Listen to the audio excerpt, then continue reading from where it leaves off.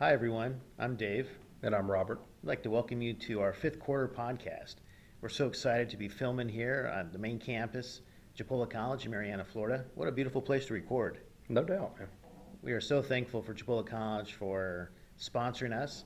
And we have some neat topics today. We've been looking at these key leadership concepts, management concepts that really tie to our bachelor's program. We have a Bachelor of Science in Business Administration, and we have amazing academics at Chipola College. We also have world-class athletics. We've had many students become professional athletes, and they'll work on their bachelor's degree in management with us. It is online, so they don't have to be located in the panhandle of Florida. They can do that anywhere in the world. And these key concepts, they'll apply to their specialty, and many of them want to become coaches. So that's kind of a guiding framework, if you will, for our podcast and just our love of football and love of sports.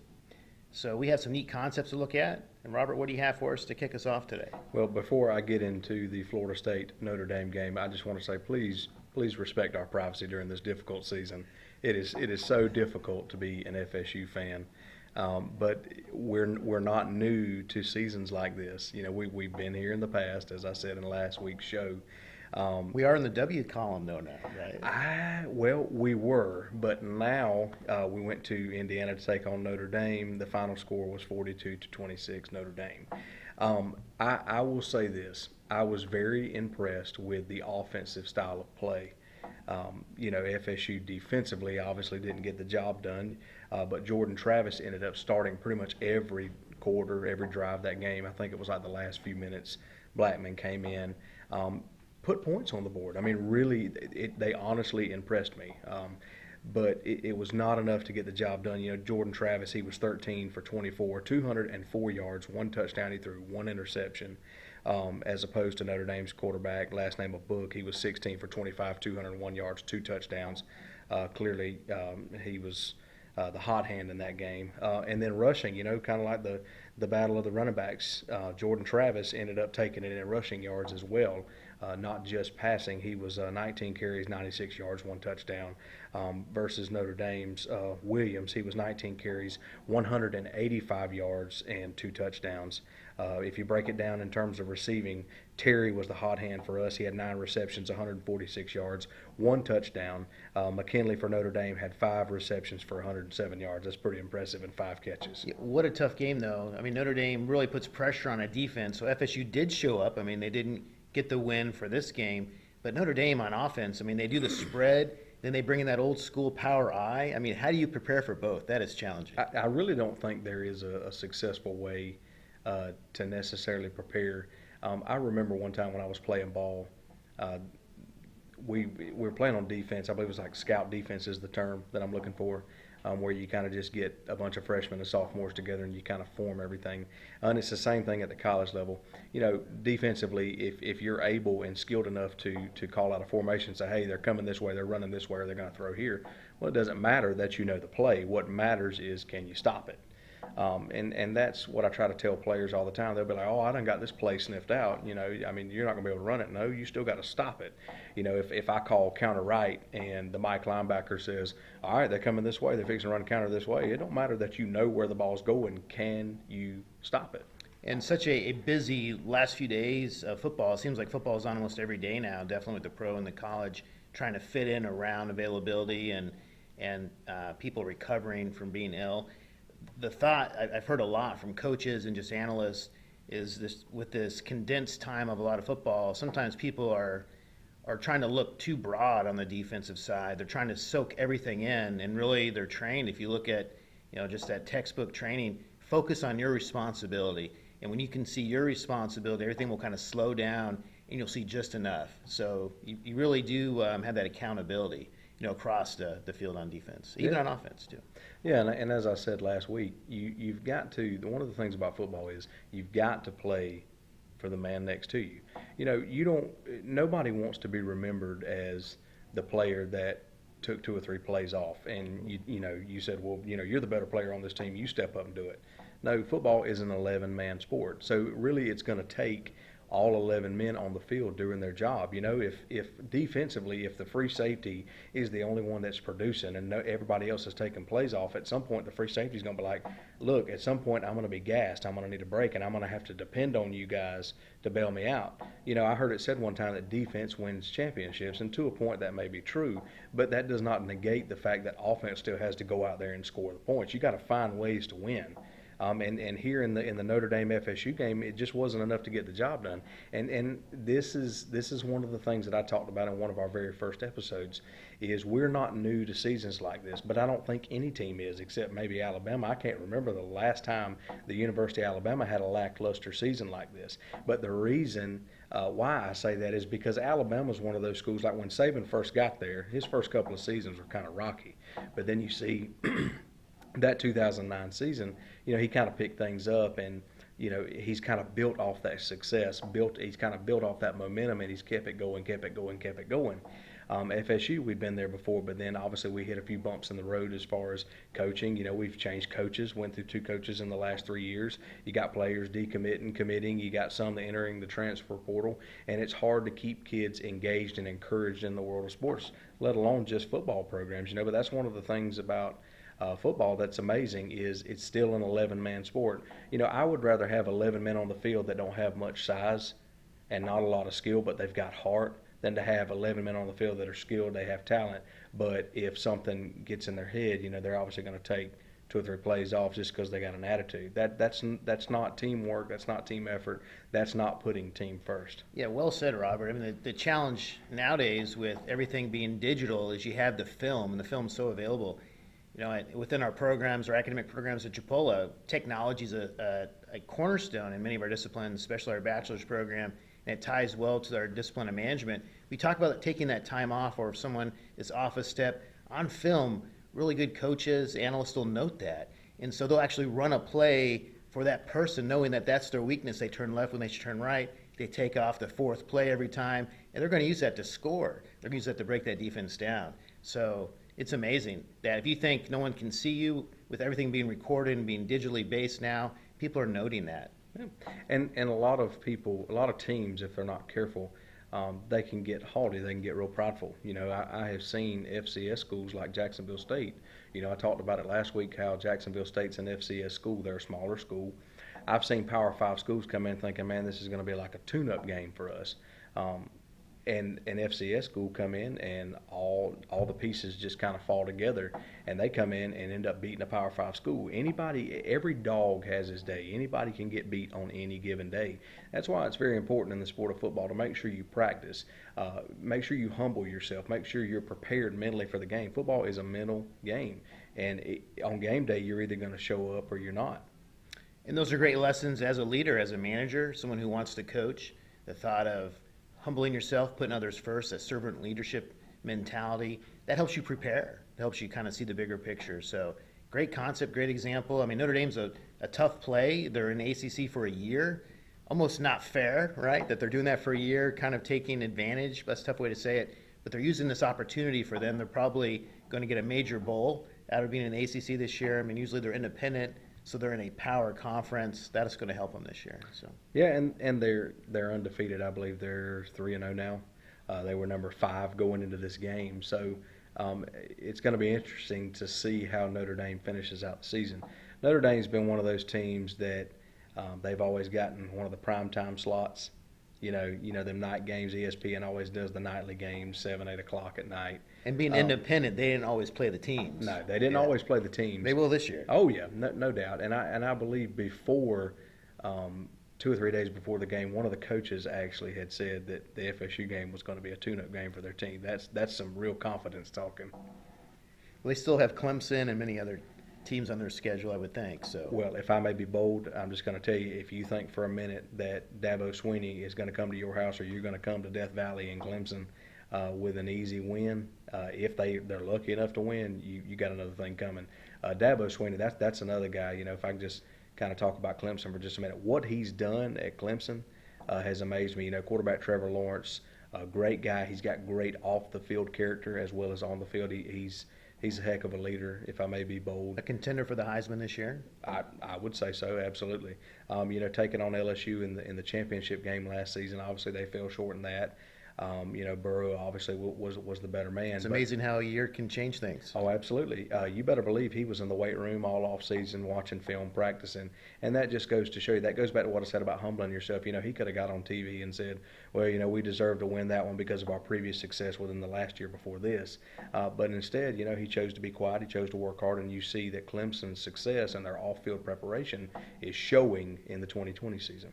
Yeah, really. I mean, Clemson's not a small school, but Dabo, went there, put him on the map, had him focus on winning, trying to do things right, really following some of the, not to kind of step out of the ACC, but many of those foundational SEC schools that are focused on winning, and that's their culture, brought that to Clemson, brought that to the ACC, which we had seen with FSU, but hadn't always seen with Clemson. So they are a contender every year now. Oh, no doubt. And since you brought up the SEC, I'm going to go here. There was a major shakeup in the SEC. Oh, yeah? What'd you hear, Robert? I believe the Florida Gators had lost to A&M. It was a close one. I want to say it was a field goal, 3 or 4 points may have been the difference. I think I caught some highlights of that. That was tough. Yeah, well, if there's any Gator fans watching, y'all forgive me, but it was such a joy to it was such a joy to see the Gators lose for once because of all the trash talk, man. And of course, it's all good and fun. But it was kind of refreshing to see the Gators lose because it's like, look, the difference in us and y'all is we knew we were going to lose going into our game. Yeah, the Gators were, number 3 in the country. So, yeah, that was a big loss. Yeah, and they've actually – that's another thing. They've actually impressed me. You look at what they went through. They went through I believe it was 2 or 3 coaches, McElwain. They went through another coach. I can't remember his name. His name escapes me at the moment. But, they've had their fair share of rebuilding years. And now that you've got a guy like Dan Mullen, who's been a part of previous administrations under Meyer, I believe, he was there when Tebow was the quarterback. So he's was he the quarterback coach back then, or the offensive? I can't remember if he was quarterback coach or offensive coordinator. Right. I do remember that he was on staff when Tebow was quarterback, and I believe that was the 2006 season. Tebow was a backup behind Chris Leak, and that's when they won the national championship against Ohio State. So Mullen is definitely no stranger to the University of Florida, and to see him back at a school like that, I think he'll probably be there for years to come. So, any other college games that caught your interest the last few days? None really that caught my eye per se. I will say this: Alabama's playing Georgia this weekend. I've got a friend or two. They're big Georgia fans. So that game's going to be really interesting considering how Alabama, it's my understanding Alabama doesn't have that stout defense that they've been used to in previous seasons. And Georgia, in my opinion, they were a little shaky that last game. The Tennessee game, it took them a little while to get going. But did they pull that out then? I believe they did, yeah. Wow. Like I said, it was kind of shaky right. going into it at first, but then they kind of worked out the kinks, came back out at the half, and really finished the job. And Kirby Smart, he's a Georgia alum, but he's also defensive coordinator, right? Yeah, he was a defensive coordinator at Bama. He come up under Saban's school of leadership, Saban's school of coaching, which obviously not an Alabama fan, but Saban has done a tremendous job at the University of Alabama, and his coaching tree, him networking with other schools and helping his assistants go on to be head coaches at other schools, that record is just amazing what he's been able to do for other coaches as well as players. It's amazing to see what leadership can actually do for yourself, for your team, and for others, that are stakeholders with you. You look at Urban Meyer and everyone that he's touched as well. So a strong coach, a great leader going back in time. Look at Lombardi, how he's impacted just the game of football overall. So being a leader wherever you are in life can make a difference. No doubt. And Lombardi, he was one of those guys that, he took a more humble approach to the game, but I believe he coached in an era when, he really believed in teaching men to be men. And that's not a stab at, the league today, but Lombardi was one of those once-in-a-lifetime guys. He really brought something special to the game. Matter of fact, I've got his a copy of his book at the house, When Pride Still Mattered. He's got a lot of good concepts, got a lot of good leadership skills to glean from. Yeah, right above the cheese head of my office, I have a portrait of him framed, that quote of what it takes to be number one. So he impacts many of us. Looking at Alabama, did you mention the other news you had about Nick Saban? No, I did not, but it's my understanding that Nick Saban had tested positive for COVID-19 today. And immediately after he found out, I believe they got together with some SEC officials, the NCAA. They sat down and talked about what to do about the upcoming game, and they released an official statement saying that they were not going to cancel the Alabama-Georgia game. So I'm thinking, okay, well, they obviously are not too worried about COVID-19. Right. It's a time for his, leadership acumen, those assistant coaches he's been training up to see what they have planned, right? No doubt, no doubt. And if you know anything about Nick Saban, he is not going to let, something like this stop him if he can help it, of course. Great. So to the pro game. Oh, here we go. Yeah. Yeah, you're talking about the cheesehead. You kind of got me fired up. Tampa Bay went to Chicago last Thursday night. Obviously did not pull out the win. Score 20-19. Bears took it, improved to 4-1. My Tampa Bay Buccaneers fell to 3-2. That was painful. Tough place to play. Soldier Field. I mean, it's almost fall. I guess it is fall. It doesn't feel like fall in Florida, but that's a tough place to win. Even today. It is. And Nick Foles was real impressive in that game. I believe that's the second time he's beaten Brady. Oh, wow. Yeah, he beat Brady First once. time the Bears, though, right? First time with the Bears, but Nick Foles is not a stranger to beating Brady on the field when it comes to opposing But teams. the Bears beating Brady, I don't know if they've beat Brady too often. I'm not sure that's happened too often, Yeah. though. But you got to remember, Brady's with a new team. First Right. season, we're 4 games into the season, Right. 5 games now. So Brady's having to work out a lot of his kinks, and I still believe he's a leader. And I do stand by my previous statement last week. I would not be surprised if you see this team in the NFC Championship. However, looking after the Bears game, they have a whole new set of challenges to face. It's my understanding that several players after that game, and we talked about this before, have been placed on the injured reserve list. Mike Evans, key wide receiver, he's been placed on injured reserve. Vita Vea, defensive end, he's been placed on injured reserve. Chris Godwin, another strong receiver core, been placed on injured reserve, along with Scotty Miller. Both of our tight ends, Rob Gronkowski and O.J. Howard, placed on the injured reserve list. So you're missing a lot of key offensive weapons. And, when you center your offense around key offensive weapons, as long as they're healthy and they're on the field, fine. You're more confident in winning games. But now that you've got these guys off the field, they're having to heal up. You're having to preserve as much of your talent as you can. Now the challenge for Bruce Arians and his staff at Tampa Bay is, okay, we don't have our key offensive weapons. We're probably going to be without them for several weeks. So now the question is, who do we pull from the depth chart? And I think today I did a little research. The Tampa Bay Chronicle had reported that Arians, they were pulling players from the practice squad to step up. So that's a lot of pressure. What a great opportunity, though. Oh, absolutely. But it's a lot of pressure for a practice squad player to have to step up and say, hey, you're going to start in an NFL game. Okay, no pressure. You've only been used to the practice squad. You're not in the limelight. You're really getting familiar with the playbook and learning how to handle things. And then the coaching staff says, okay, we're going to put you in the game. And that's where it's important for, and not just in the sport of football, but it's important in life to know how to manage problems, how to handle the stress. Because as we talked about before we were rolling, life don't always go your way. Things just happen. Things happen you don't plan for. But it's important to remember that you have to handle it. You have to have the mental fortitude to be able to push through it. If not, you'll crash and burn under pressure. Right, need to be prepared. We talked about that, especially with this time of COVID-19. I had seen a kind of a slight trend across the NFL. It seemed like more practice squad players were getting opportunities with people being sick. So that's a way for them to make their name known on that team, and for other teams to notice to pick them up when they get a chance to expand their rosters, say in the off season, or they get a chance to do that. They give them an opportunity maybe for the playoffs, for a playoff team, if they have that option in the NFL these days. Looking at the Bucs, so thinking of Gronk, they weren't normally using Gronk as much as I thought they would. They were really slow initially. I know it seemed like Brady was trying to force it to him in the first game against the Saints. They slowly started integrating him. But they may be able to do better offensively. I don't know if Gronk was getting the ball every other play like he did back in the Patriots days. Well, he obviously, when he was at New England with Brady, the offense was more centered around those two. And we talked about that before. But now what you see at Tampa Bay with a whole new playbook and a whole new set of rules, so to speak, quote unquote, is Brady's got more offensive weapons around him at Tampa Bay. But then, as I just said, Mike Evans is out. Now Gronk is out, period. You got He's out for the season. Well, I don't know if it's necessarily out for the season, but several weeks is what I understand. So you figured in a span of 3 or 4 weeks, that's 3 or 4 games. That Right. could be the make or break difference Right. in whether or not you get a wild card spot in the playoffs, or if you even go to the playoffs at all.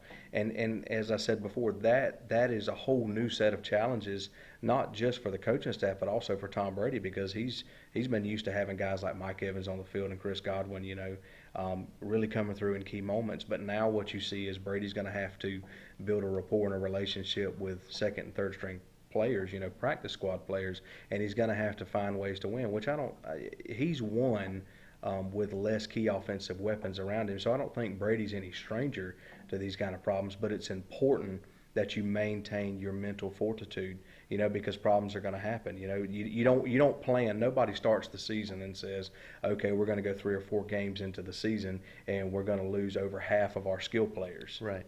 And time's gone by, you read about these great coaches. We talk about Lombardi, we'll throw in Belichick, that live in their offices, that are watching tape.